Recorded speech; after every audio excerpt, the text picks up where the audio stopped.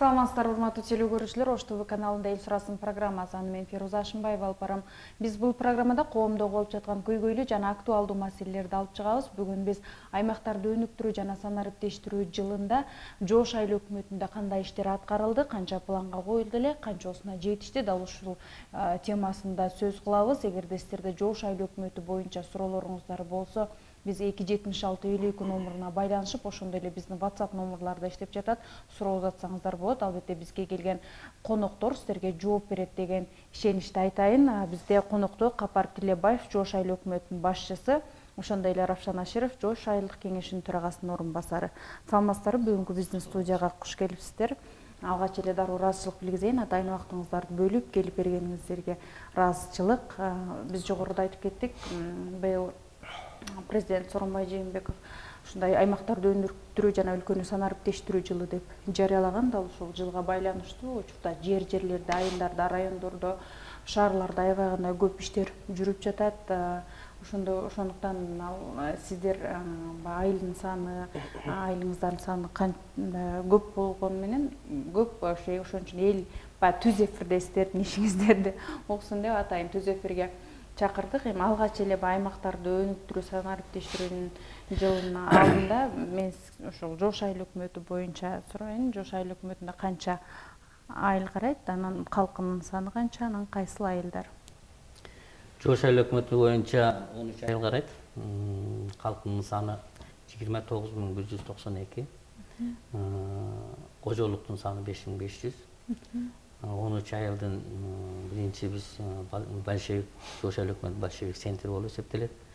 Андан кийин Калилин, Калилинден кийин Кайрат, Кайраттан кийин Агартуу, Агартуудан Маданият айылы, андан кийин Мамажан айылы, Кызыл Сарай айылы, андан Питомник айылы, Кызыл Кош айылы, Зарбалык айылы и коммунизм, анан эң отделенный болуп туруп Акжар менен Бирдик айылы болуп эсептелет. Жакшы, эми айтып кетиңиз, кененирээк десек болот теле көрүүчүлөргө, аймактарды өнүктүрүү, санариптештирүү жылында айыл өкмөттө кандай иштер аткарылды, канча ишти планга койдуңуздар эле, анан канчасы аткарылды? Биз айыл өкмөт боюнча депутаттарыбыз менен 2018 жылдын декабрь айында бекиткенбиз. 19 жылга берилген бюджетте бекитилген пландардын основной мына 11 айлык жыйынтыктап баштап бүтүп калдык. Бир эле ушул бүтпөгөн нерсе биз конторду быйылкы жылы жаңы салабыз деген элек. Ушу конторубуз гана быйыл сметалык баасын эсептелип чыгып бүтпөгөнүнө байланыштуу калды. Ушунун мына уже анда порталга бердик уже. Порталга берип мына 15-инде чыкса, андагы ушу быйылкы жыл башташка аракет кылабыз.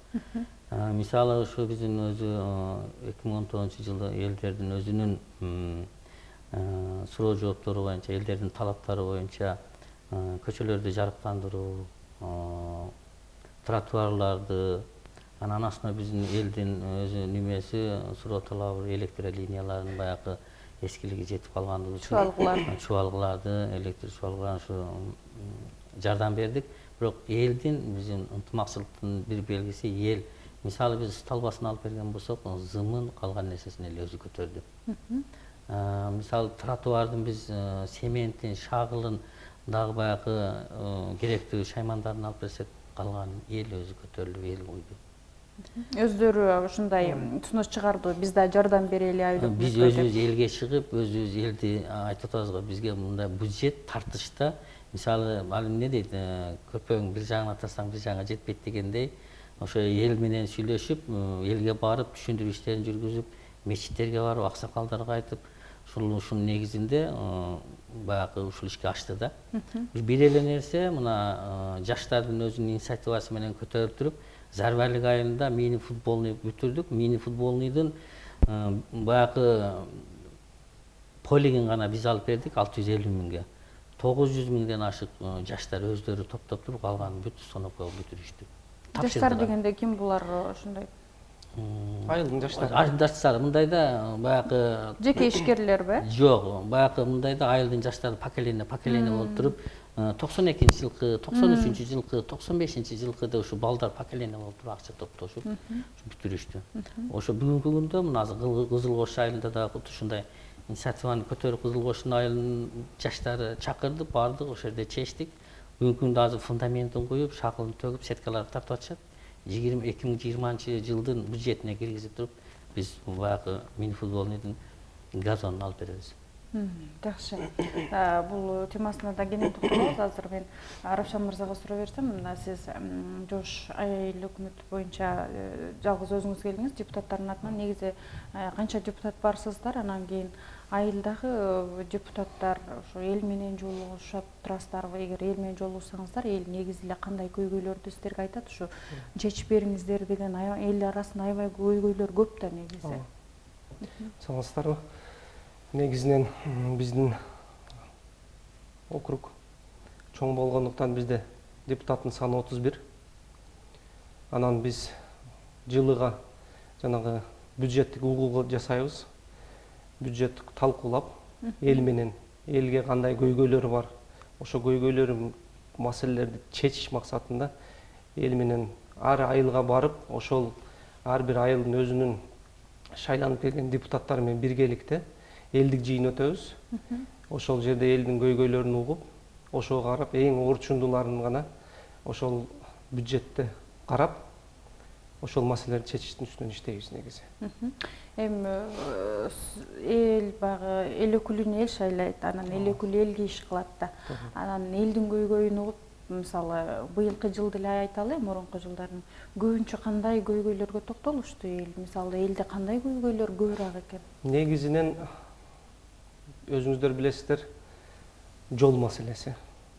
Жолдорго шагыл төгүү боюнча, анан жолдорго жанагы жаңы берилген жер тилкелерге, турак үйлөргө, ошолорго электр чубалгыларын тартыш боюнча, анан мусор маселеси боюнча, жана акыр чекер чыгаруу боюнча, ошол маселелер боюнча көбүнчө көйгөйлөр түшөт. Анан көчөлөр жарыктандыруу, ошого окшогон нерселер, тротуар, ошого окшогон маселелерди карап, 2019 жылда мен ойлойм көптөгөн нерселерди жасадык.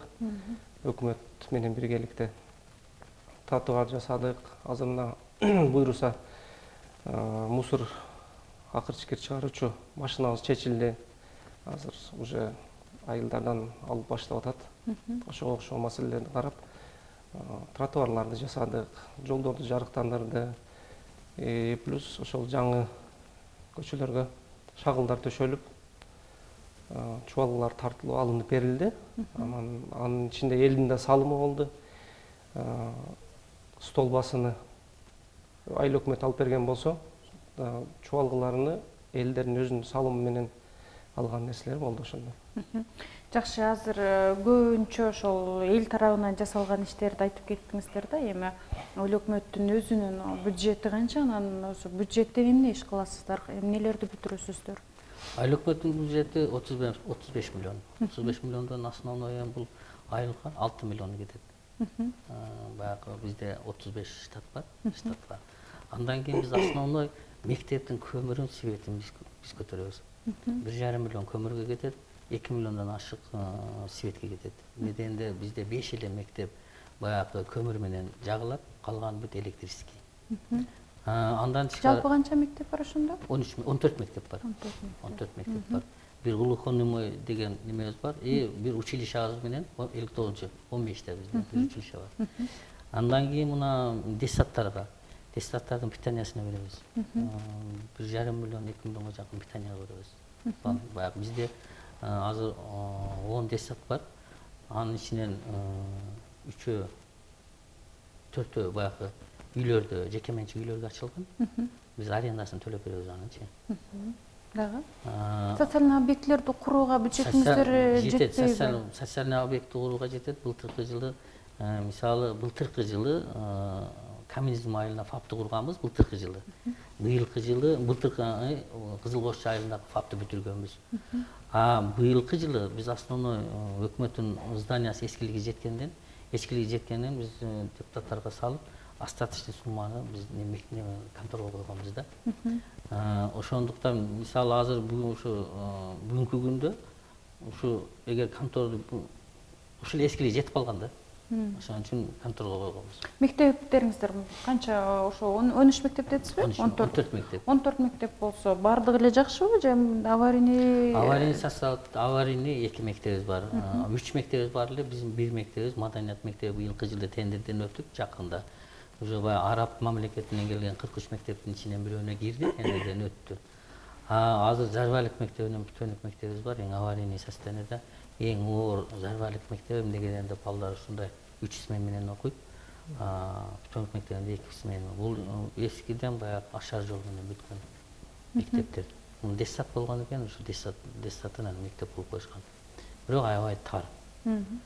Кечээндө мына акимибиз өзү да Тилекбек Исмаилович кыдырып бизди мектептерди, аварийный составына мектептерди, андан кийин кайсы ишканаларды бүтүрдүңөр, кайсы ишкана бүтүп, кайсы ишкана ишке кирди мына 2018-жылы, 19-жылкы баягы аймактарды өнүктүрүү жана санааттештирүү жылына деп өзү кыдырып чыкты.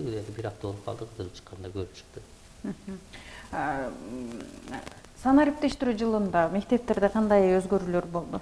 Мектептерге баягы немелер бар жогу интернеттер коюлду, мектептерде бар бүт интернет. Бир эле мектебибизде баягы неме доска жок эле. Ушу досканы алып берип атабыз. Интерактивдүү Ал доска. жергиликтүү бюджеттен. Жергиликтүү бюджеттен. Жакшы. 13 айлык бар дедиңизби айлык өкмөттө?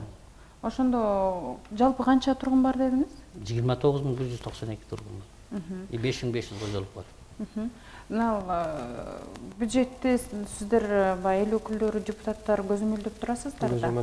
Анан бөлүштүрүүгө келгенде бир гана мисалы көмүрдү кышы менен мындай бир жыл бою жагылбайт да. Мисалы светтери бир жыл бою жагылбайт да. Анан мындай чоң бир курулуш курууга мындай ойлонуп көрбөдүңүздөрбү? Мисалы башка айлык өкмөттөр салыштырмалуу жергиликтүү бюджеттен мектепте эле курган айлык өкмөттөр бар да. Мисалы же алардын бюджети көппү? Эми мынандай да, бизде өзүңүздөр билесиздер, Кара Суу районунда эң чоң, эң бай айлык өкмөт бар, ал Сарай айлык өкмөтү. Алар ошолор өздөрүнүн бюджетинин эсебинен мектеп куруп атышат. Биздин бюджетибиз эми 35 миллион болгондуктан, анын 35 миллионун баарын биз элге жумшай албайбыз да. Анын ичинен бул айыл өкмөтүнүн кызматкерлеринин эмгек акысы бар. Ошондой эле жана детсадтарды айтып кетти. Эми биз өзүбүздүн бюджет. Эми мен айтайын деген жогоруда сиздер айтып кеттиңиздер да, көп эле иштердин көпчүлүгү ушу эл тарабынан жасалат экен, мисалы. Баягы тең дегендей да. Өкмөттүн бюджетинен кетип атпайбы? Биз мына, например, былтыркы жылы эле уже ФАП салынды, ФАП курулду. Ал да эле чоң объект. 2 айылда ФАП курулду.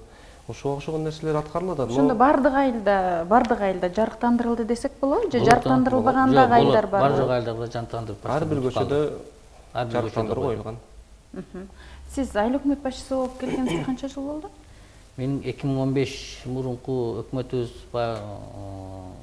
өзүнүн ооруп калганына байланыштуу арыз жазып ордуна келгенмин 2015. Андан кийин 2017-жылы кайра шайландым. Ошондо сиз келгенде бюджет канча эле, канчага көтөрдүңүз? 23 миллион эле. Азыр 35 миллионго чыкты да. Дагы көбөйтүүгө айыл өкмөт тарабынан кандай пландар түзүп атасыздар? Бюджетти көбөйтүш керек дейм, себеби жумуштун баары сиздер өзүңүздөр айткандар келип эле акчага такалат.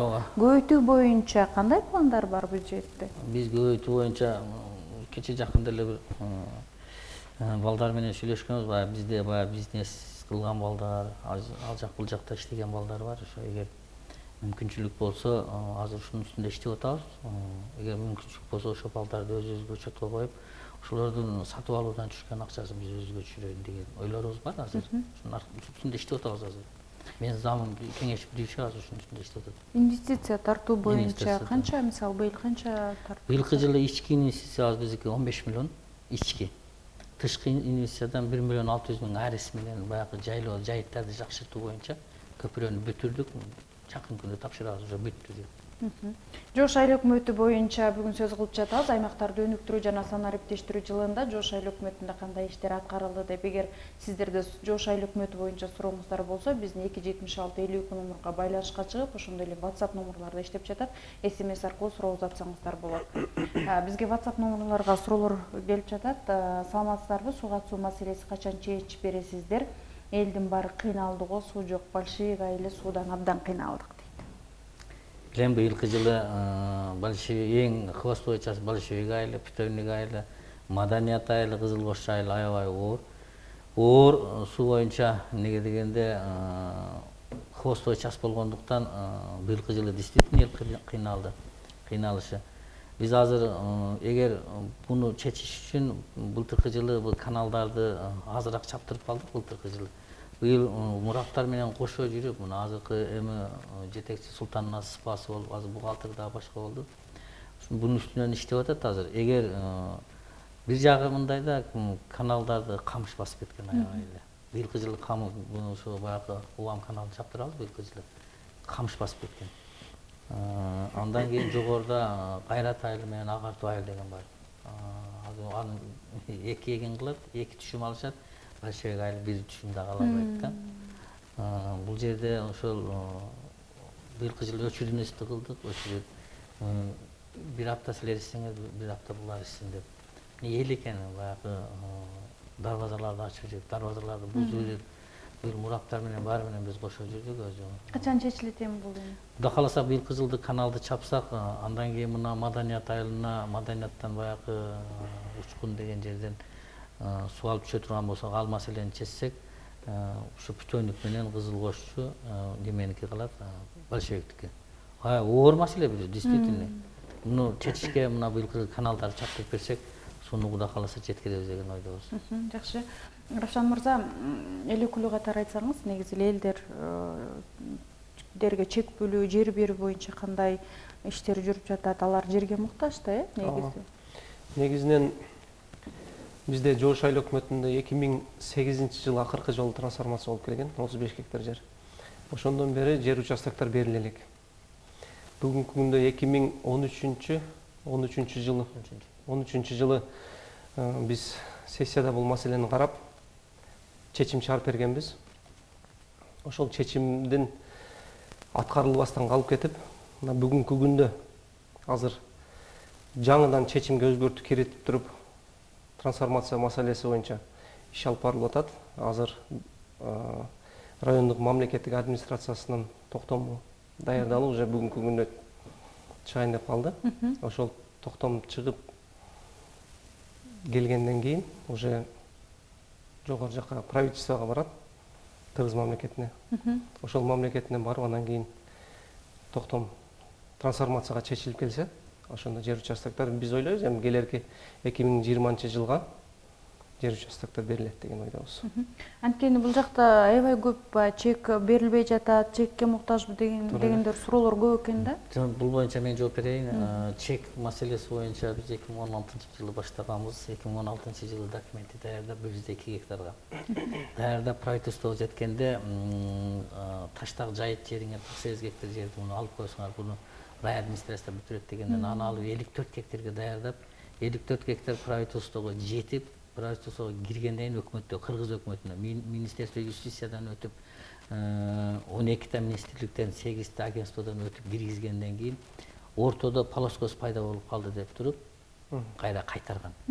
Кайтаргандан кийин бүгүнкү күндө Министерство юстициядан ополномочен алып коюп, бүгүнкү күндө Кыргыз өкмөтүнүн алдындагы агентство түзүлгөн. Ушул агентствого биздин документти киргизип, кемчилигин толуктап оңдоп бергиле деп туруп аткаргандан алар кайра 48 гектарди кошкула, полоскости жок кыласыңар деп туруп 48 жайытты кошкондон кийин ал жерде 327 контур менен 830 контурда акытында кайракы артындагы ведомство суулуу деп туруп кайра дагы бизди кайтарып бүгүнкү күндө мына бүгүн 13 аял келди, Маданият айылынан 4 аял Калилинден келди.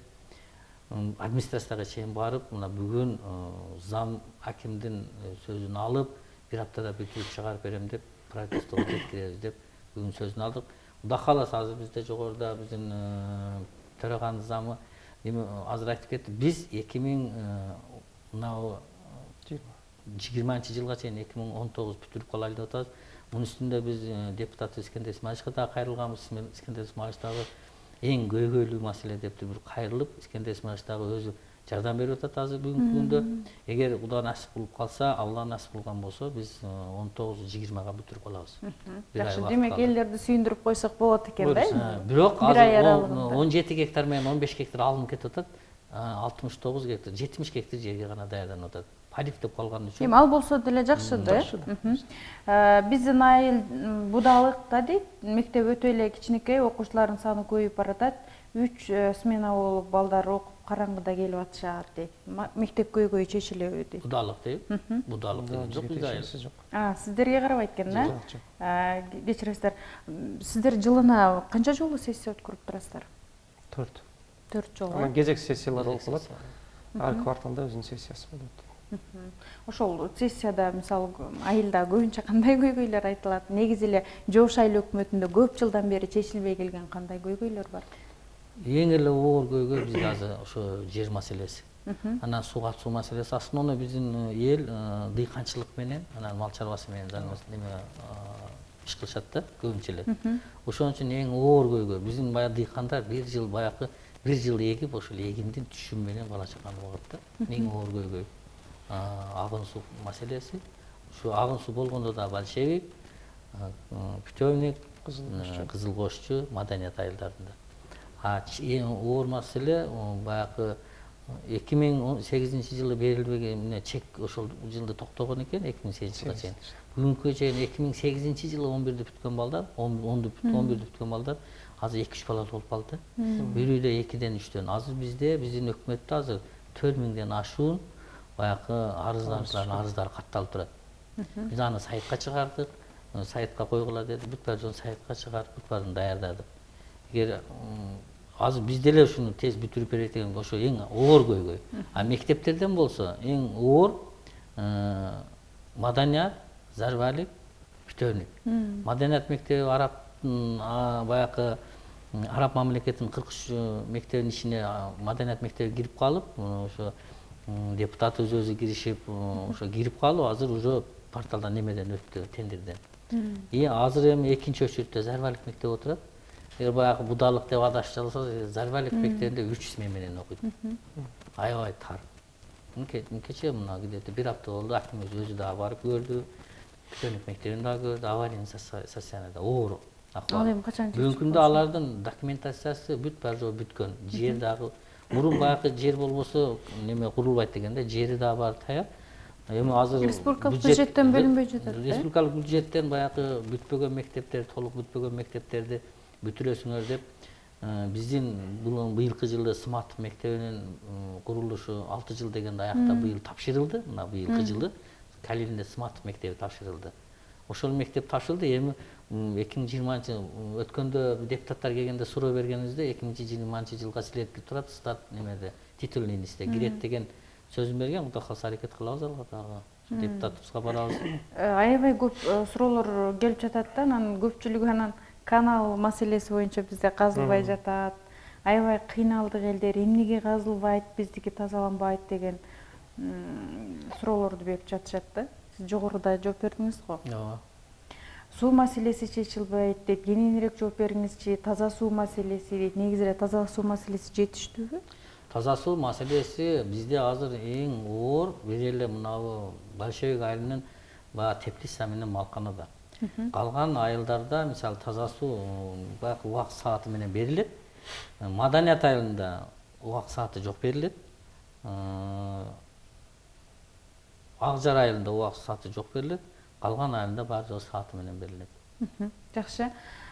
Биздин убактыбызда соңуна чыгып бара жатат. Эми баягы билим берүүгө албетте баягы сиздер карабайсыздар, бирок ошентсе дагы суроо берип кетейин. Негизи эле мына мугалимдердин айлыгы быйыл көтөрүлүп, мугалимдер үчүн чоң жаңылык болбодубу? Анан кийин эми мугалимдердин айлыгын көтөрүү менен билимге болгон сапатты бир аз көзөмөлдөп атасыздарбы? Негизи себеби айылдарда көпчүлүгү эле баягы сырттан окуп, айрым мугалимдер баягы окуу жайын көрбөгөн мугалимдер да мугалим болуп, азыркы учурда окуучуларга билим берип жатат да эми.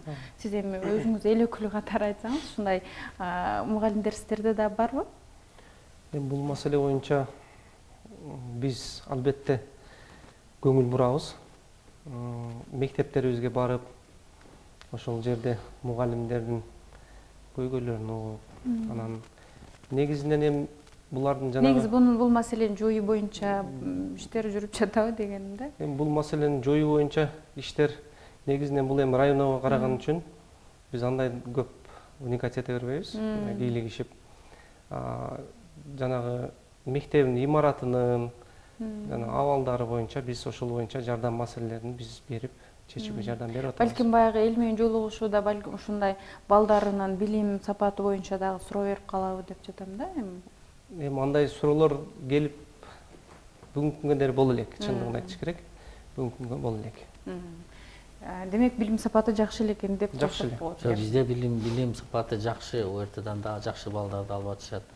Анан только ушу олимпийсктерден мурдунку жылы бизде Мамажан айылынан чыккан олимпийц, бир олимпийц республикадан биринчи орунду алып келген, бирөө экинчи орунду алып келген. Ошо андан бери чыга элек. Бизде мисалы биздин акимибиз постоянно олимпий неме боюнча катуу көзөмөл алат да, окуу процесси боюнчачы, билим берүү боюнча аябай катуу көзөмөл алат. Ушуну баягы контролго катуу алат. Жакшы, рахмат.